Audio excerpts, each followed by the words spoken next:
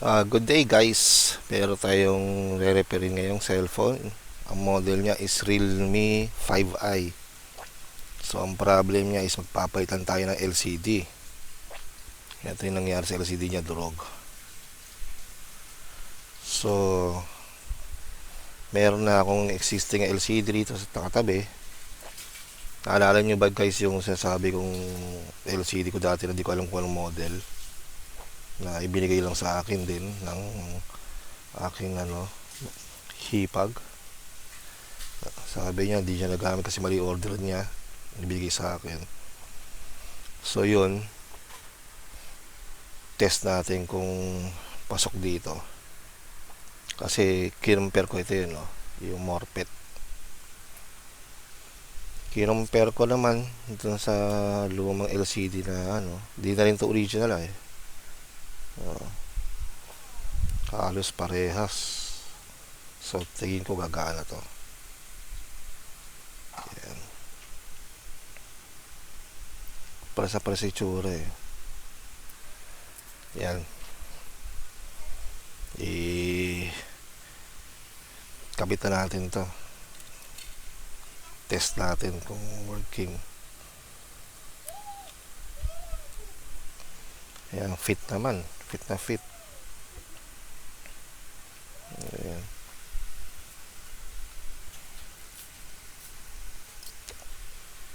Ayan. Test natin muna sa battery guys, bago natin idikit.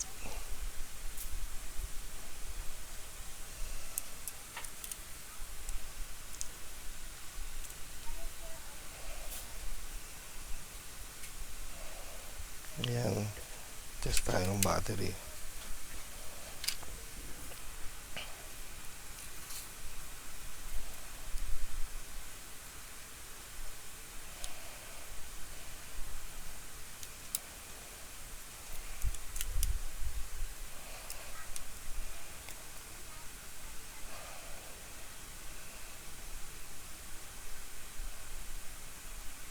Oops, display naman. Tanong kung magsa-touch ba.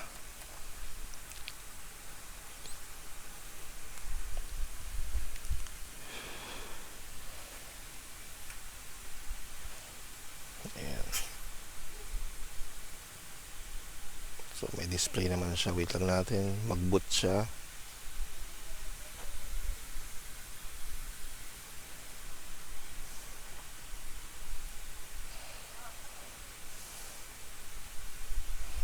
So naging usapan pala namin dito ng customer ko. Wait lang. Phone lock, try again, 75 seconds. So ang deal pala namin ng customer ko dito is bibilang ko lang LCD to. Tapos kakabit. Then ang pinaka-bayad sa akin dito yung dalawang existing phone niya. So sabi niya di niya napagagawa yung phone niya, yung Redmi 90 niya, tsaka yung meron siyang isa, nakalimutan ko ng model yun. Dalawa binigay niya sa akin isa deadboot naman, isa basag LCD, walang fingerprint, walang buttons, sira battery. So malaking gagastos niya doon. So napag-decide niya na huwag niya pagawa, ibigay na lang sa akin yan, ayun ang bayad niya sa akin.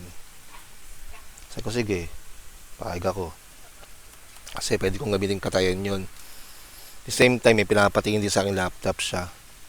Sabi nabasa daw. Tapos di na nagpa-power. So sabi ko, sige, ililibre ko na rin yung sa repair. Sabi ko sa kanya. Nice deal naman yun. Kasi nga, hindi na siya gagastong malaki. Ang naging gasta lang niya is bibili siya ng LCD. Ayan. So emergency tayo. Natatouch naman. So pasok guys yung LCD na na binigay sa akin ng hipag ko. Ayan, 2%. So ayan. So guys, idikit na natin to. Sureball na maandar yung LCD. na ipapalit ko. Kasi ang LCD niya, chinek ko sa online, maabot na 700. Ito naman, total, ibinigay sa akin ng hipag ko to. Siningil ko na lang siya ng tawag ito ng 500 pesos. Tapos yung 500 pesos na ibibigay ko naman sa hipag ko yun. Total, binigay niya sa akin itong LCD. Tulong ko na rin sa kanya to. Kasi wala naman siyang ganun kalaki ang income. Bibigay ko sa kanya yan. Yan. So, dikit natin guys.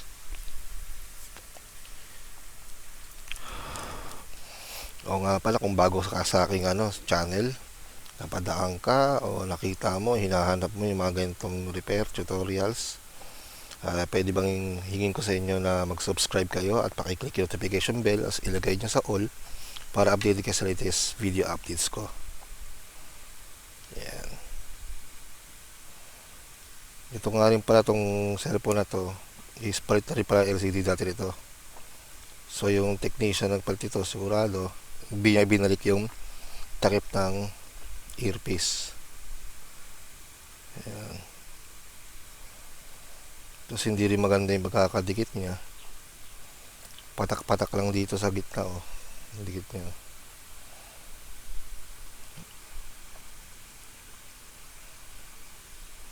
Dapat gilid-gilid lang tayo, guys.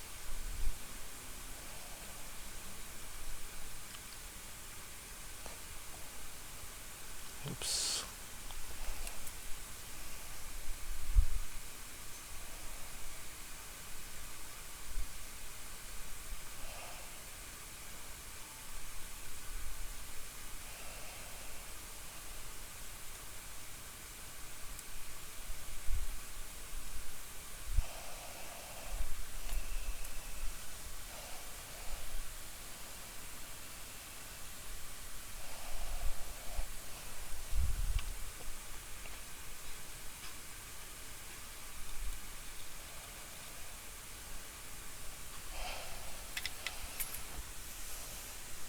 Yung mga TV repair ko, di ko nabibidyoan kasi. Minsan kasi kailangan tutukan maigi. So recently may ginawa akong pa 42 inches ata, 40 inches yun na TV. Problema backlight. So di ko na nabidyoan yun. Kasi hinahabol niya sa Pasko na magawa yung TV para makapag-video ako sila. Tatak niya Philips pala.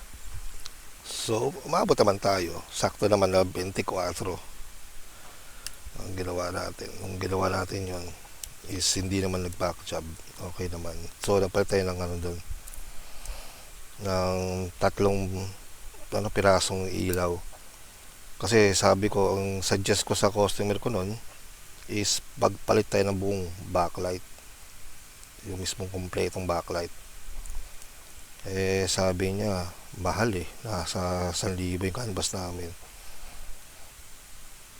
So sabi ko kung sakaling tataniman natin yan, wala akong warranty sa repair, sabi ko, kasi pwedeng bumitaw yung previous backlights nun, yung lumang backlight. Kasi nga tawag ito, hindi siya palit buo lahat, hindi siya brand new lahat. So may tendency luma na rin yung mga backlight, pwedeng bumitaw, diba? Ayan, kapit natin yung battery. Ayan,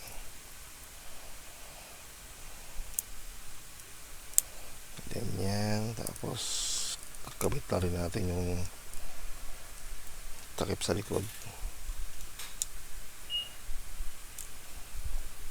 Fingerprint muna, guys. Ang model ito, Realme 5i.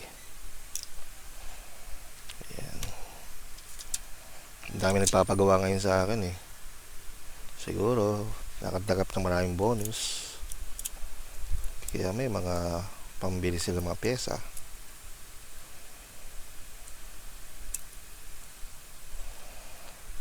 Ayan.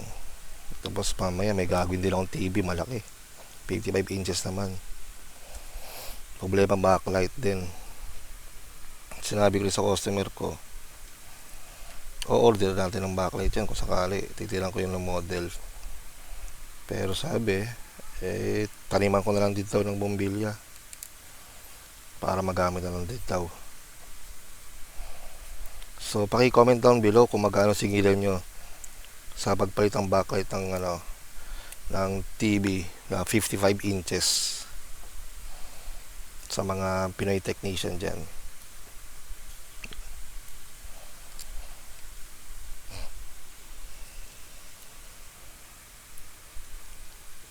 Pero kung sabi ko sa kanila,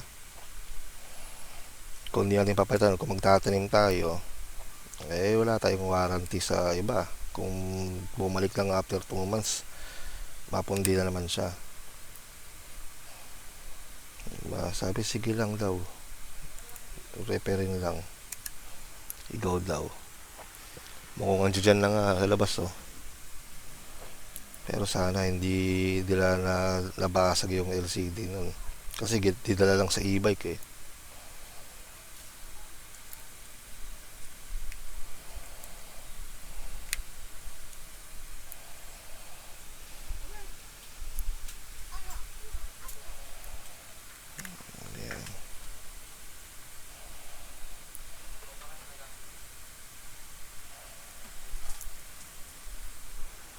Diyan na nga, inaasikaso lang ng anak ko.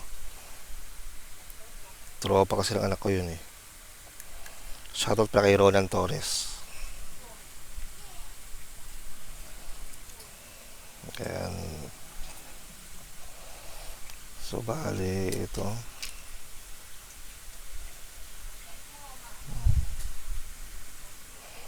Linisin din natin to.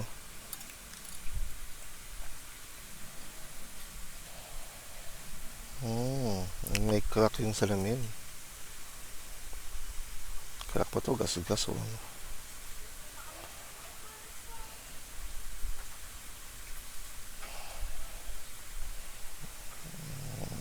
Dumi lang. Pero lagyan din natin konting thinner para malinisin natin yung salamin.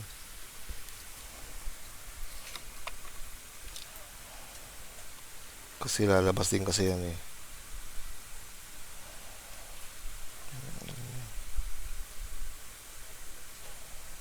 Yun.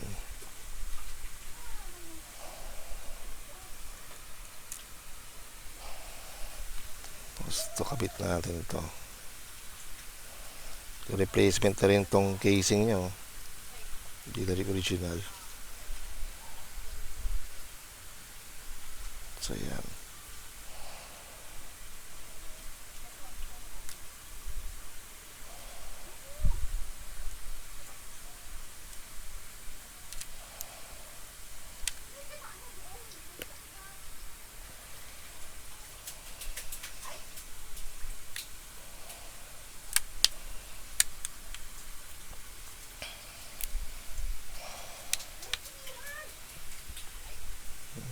Hindi pa mapantay.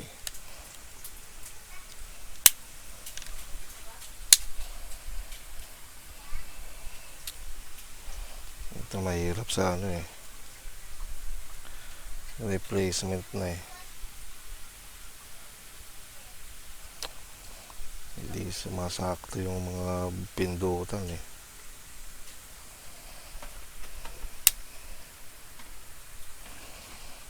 Kumakalang.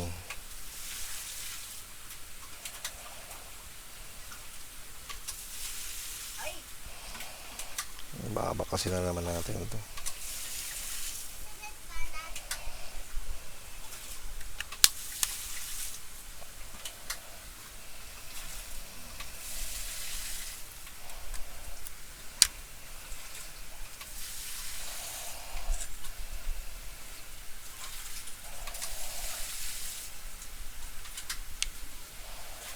Hindi siya fit kasi.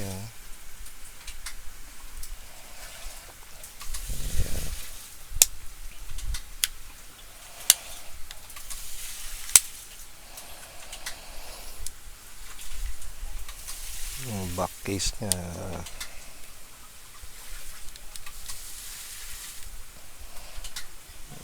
Hindi masyadong mga fit-fit.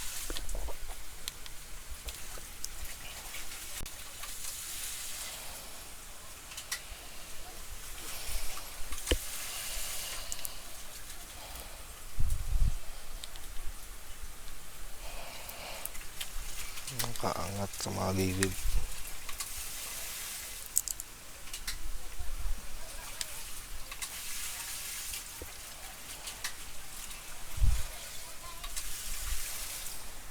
Tapos tingnan natin kung nagcha-charge.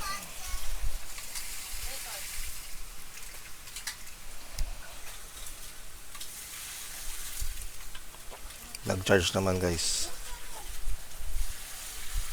So balik natin tong SIM card tray. Makalimutan yan. Then gumahan natin 2% siya. So yan lang natin yan.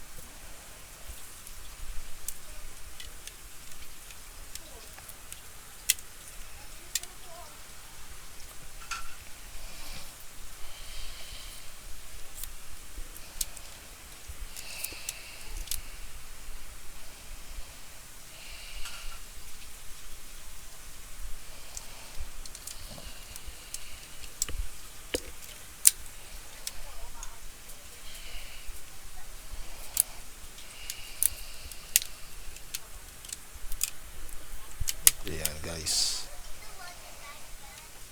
So dito kailangan ipitan natin ng ito. Kasi nga kulang yung goma ko. Malambot yung goma. Para kapit na kapit yung LCD.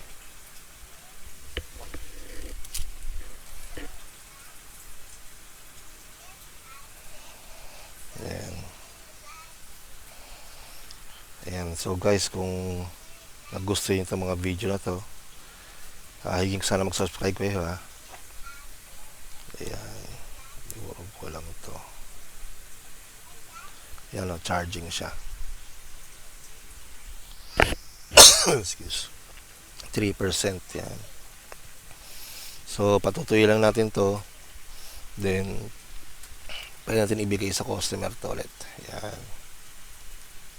Ayan guys, so hanggang dito lang tayo guys. At least pinakita ko sa inyo kung paano lang magkabit ng LCD replacement ng Realme 5i.